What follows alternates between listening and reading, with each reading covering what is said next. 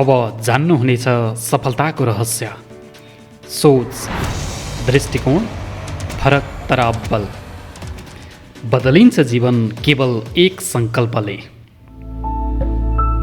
सफलता भन्ने शब्द हामी सबैले सुनेका छौँ, हामी सबैले चाहेका छौँ, तर धेरै जसोले यसको गहिराई बुझ्न भने सकेका हुँदैनौँ। सफलता कुनै एकैचोटि प्राप्त गर्ने उपलब्धि होइन, यो समय, सोच, बानी र निरन्तर प्रयासको परिणाम हो।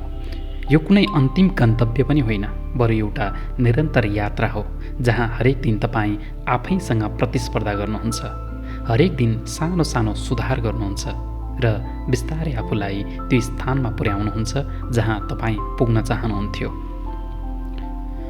सफलता बाहिर खोज्ने कुरा होइन, यो भित्रबाट सुरु हुन्छ, तपाईँको सोचबाट, तपाईँको विश्वासबाट र तपाईँले आफैलाई दिने मूल्यबाट। सबैले प्रयास गर्छन्, तर सबैको प्रयास सही दिशा, स्तर र निरन्तरतामा हुँदैन। यही कारण धेरै मानिसहरूले मेहनत गरे पनि अपेक्षित सफलता पाउँदैनन्। धेरै मानिसहरू म सफल हुन चाहन्छु भन्छन्, तर केमा सफल भन्ने स्पष्ट हुँदैनन्। यस्तो अवस्थामा उनीहरूको प्रयास छरिएको हुन्छ, कहिले यता कहिले उता। जब दिशा नै स्पष्ट हुँदैन, तब जति दौडिए पनि सही ठाउँमा पुगिँदैन।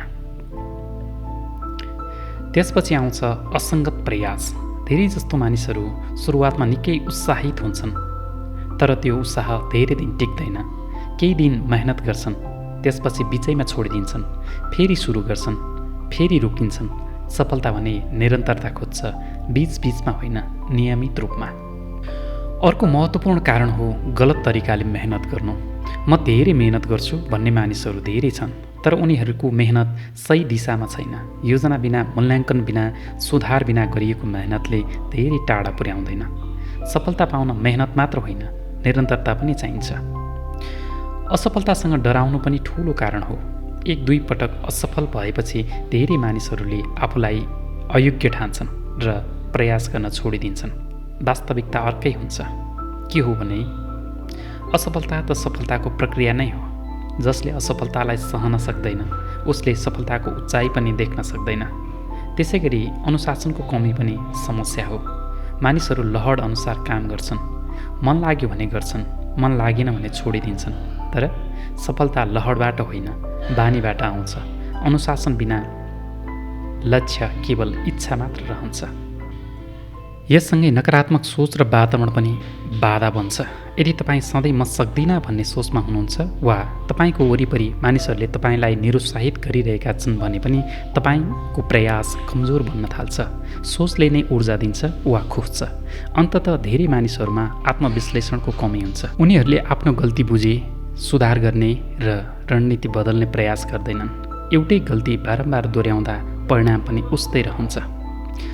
छोटकरीमा भन्नुपर्दा मानिसहरू सफल नहुनुको कारण प्रयासको अभाव होइन, सही दिशा, निरन्तरता, अनुशासन र सही सोचको अभाव हो।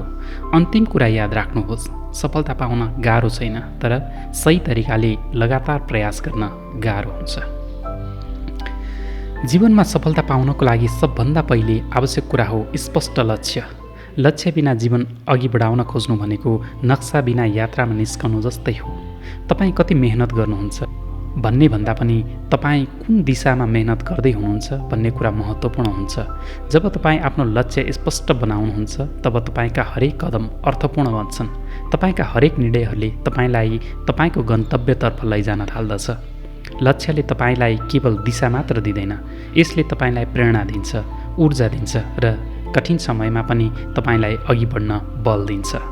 लक्ष्य बनाउनु मात्र पर्याप्त हुँदैन, त्यसलाई प्राप्त गर्न निरन्तर प्रयास आवश्यक हुन्छ। धेरै मानिसहरू सुरुवात त गर्छन्, तर निरन्तरता कायम राख्न सक्दैनन्। केही दिन उत्साहका साथ काम गर्छन्, त्यसपछि थाक्छन्, अल्छी हुन्छन् र बिस्तारै आफ्नो बाटो छोडिदिन्छन्। त्यही ठाउँमा सफलता र असफलताको बीचको फरक देखिन्छ। सफल मानिसहरू विशेष प्रतिभाशाली भएर सफल हुँदैनन्, उनीहरू निरन्तर भएर सफल हुन्छन्। उनीहरू हरेक दिन सानो सानो कदम चाल्छन्, चाहे मन होस् वा नहोस्, चाहे परिस्थिति राम्रो होस् वा नराम्रो होस्, उनीहरू अघि बढिरहन्छन्, किनकि उनीहरूलाई थाहा हुन्छ ठुलो परिवर्तन ससाना निरन्तर प्रयासबाटै सम्भव हुन्छ। कल्पना गर्नुहोस्, एक यस्तो मानिस जसले पृथ्वीमा मात्र होइन, अन्तरिक्षमा पनि आफ्नो सपना देख्यो। तर त्यो सपना सजिलो थिएन। त्यो सपना असफलता, जोखिम, डर र निराशाले भरिएको थियो। यो कथा हो एलन मस्कको। दक्षिण अफ्रिकामा जन्मिएका एलन मस्क सानैदेखि फरक सोच्थे। उनी किताबहरू पढ्थे, टेक्नोलोजीमा रुचि राख्थे र संसार बदल्ने सपना देख्थे। उनी स्कुलमा जान्थे, एक्लोपन महसुस गर्थे, तर उनले एउटा कुरा कहिल्यै छोडेनन्, सोच्ने र सिक्ने बानी। एलन मस्कको सपना थियो मानव जातिलाई पृथ्वी बाहिर पनि बस्न सक्ने बनाउने। यसका लागि उनले स्थापना गरे स्पेस। तर सपना ठुलो थियो, चुनौती अझै ठुलो थियो। कोसिस गर्दा गर्दा पैसा सकिन लाग्यो। कम्पनी बन्द हुने अवस्थामा पुग्यो। मानिसहरूले आलोचना गर्न थाले। धेरैले भने यो असम्भव छ। यो अवस्थामा धेरै मानिसहरूले हार मान्थे। तर मस्कले भने यदि मैले अहिले छोडेँ भने म कहिल्यै सफल हुन सक्दिनँ। उनले आफ्नो बाँकी सबै पैसा जोखिममा राखे। चौथो प्रयास गरे। इतिहास बनाउने सफलता, चौथो रकेट लन्च सफल भयो। त्यो क्षण केवल एउटा रकेटको सफलता थिएन, त्यो एउटा विश्वासको जीत थियो। आज स्पेस अन्तरिक्ष क्षेत्रमा अग्रणी कम्पनी हो। नासासँग काम गर्छ। भविष्यमा मङ्गल ग्रहमा मानिस पठाउने लक्ष्य राख्छ। अर्को सङ्घर्ष टेस्ला। एलन मस्कको यात्रा त्यतिमै सीमित भएन। उनले इलेक्ट्रोनिक कार कम्पनी टेस्लामा पनि ठुलो जोखिम लिए। कम्पनी घाटामा गयो, आलोचना भयो, विलय हुने अवस्था आयो, तर उनले हार मानेनन्। आज टेस्ला विश्वकै अग्रणी इलेक्ट्रोनिक्स कार कम्पनीहरूमध्येको एक हो। यसले के सिकाउँछ भने ठुलो सपना देख्न डराउनु हुँदैन। सफलता असफलता आइ नै रहन्छन्। असफलता सफलताभन्दा धेरै पटक आउँछ। सबैभन्दा कठिन समयमा निर्णय लिनुपर्छ। जोखिम बिना ठुलो सफलता सम्भव छैन। हार नमान्ने मानिसलाई अन्ततः सफलता मिल्छ। सायद तपाईँको जीवनमा पनि अहिले 3वटा असफलता जस्तो अवस्था आइरहेको पनि हुनसक्छ। सायद तपाईँ पनि चौथो प्रयास गर्न डराइरहनु भएको त छैन।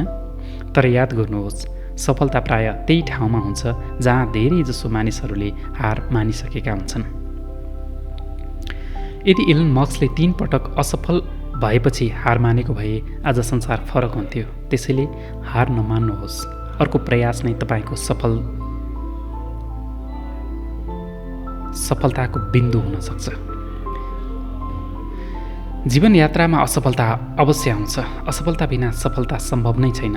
तर समस्या असफलतामा होइन, समस्या त्यसप्रतिको हाम्रो दृष्टिकोणमा हुन्छ। धेरै मानिसहरू एकपटक असफल भएपछि आफूलाई कमजोर ठान्छन्, प्रयास गर्न छोडिदिन्छन् र आफ्नो सपनाबाट टाढा जान्छन्। तर सफल मानिसहरूले असफलतालाई फरक तरिकाले हेर्छन्। उनीहरूका लागि असफलता एउटा शिक्षक हो, जसले उनीहरूलाई सिकाउँछ के गल्ती भयो, के सुधार गर्नुपर्छ र कसरी अझ राम्रो गर्न सकिन्छ। जब तपाईँलाई असफलतालाई डराएको रूपमा होइन, सिकाइको रूपमा हेर्न थाल्नुहुन्छ, तब तपाईँको यात्रा अझ बलियो बन्न थाल्छ। सफलताको अर्को महत्त्वपूर्ण आधार हो अनुशासन। प्रेरणा सधैँ स्थायी हुँदैन। कहिलेकाहीँ तपाईँ धेरै उत्साहित हुनुहुन्छ, कहिलेकाहीँ तपाईँलाई केही गर्न मन लाग्दैन। यदि तपाईँ केवल प्रेरणामा निर्भर हुनुहुन्छ भने तपाईँ लामो समयसम्म अघि बढ्न सक्नुहुन्न। तर यदि तपाईँ अनुशासित हुनुहुन्छ भने तपाईँले आफ्नो काम गर्न मन नलाग्दा पनि गर्नुहुन्छ, थाक्दा पनि गर्नुहुन्छ र यही बानीले तपाईँलाई अरूभन्दा फरक बनाउँछ। अनुशासन भनेको आफूलाई नियन्त्रणमा राख्ने शक्ति हो, जुन सफलताको सबैभन्दा बलियो आधार हो।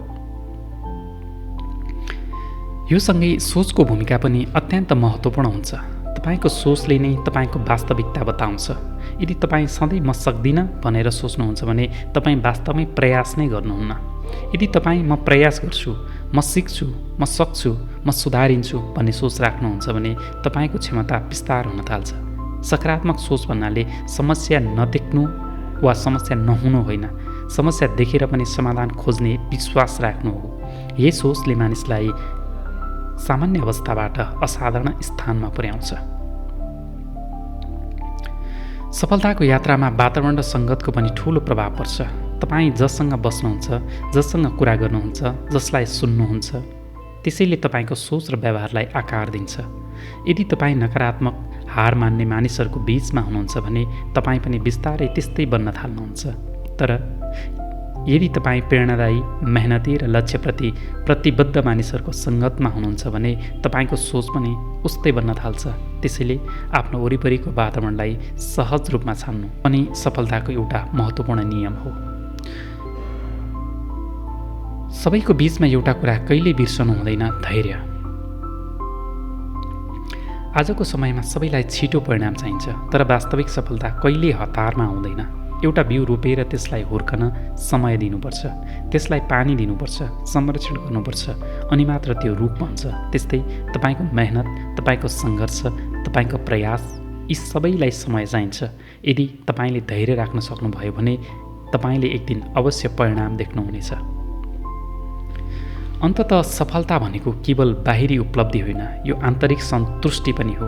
यदि तपाईँले धेरै पैसा कमाउनुभयो तर तपाईँ शान्त हुनुहुन्न, खुसी हुनुहुन्न भने त्यो पूर्ण सफलता होइन। वास्तविक सफलता भनेको सन्तुलन हो। काम, स्वास्थ्य, सम्बन्ध र मानसिक शान्तिको बीचको सन्तुलन पनि हो। जब तपाईँ आफ्नो जीवनको हरेक पक्षलाई सन्तुलित रूपमा अघि बढाउनुहुन्छ तब तपाईँ साँचो अर्थमा सफल हुनुहुन्छ।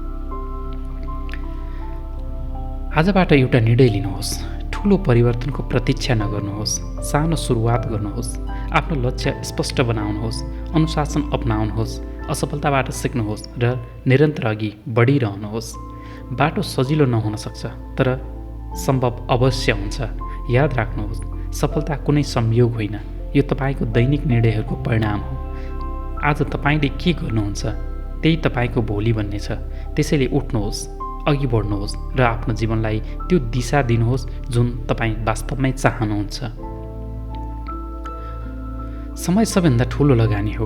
हरेक मानिससँग दिनमा 24 घन्टा बराबर समय हुन्छ, तर फरक के हो भने कसैले त्यो समय सिक्न प्रयोग गर्छन्, कसैले काम गरेर मूल्य सिर्जना गर्छन्, कसैले समय खेर फाल्छन्। त्यसैले समय नै आम्दानीको आधार हो।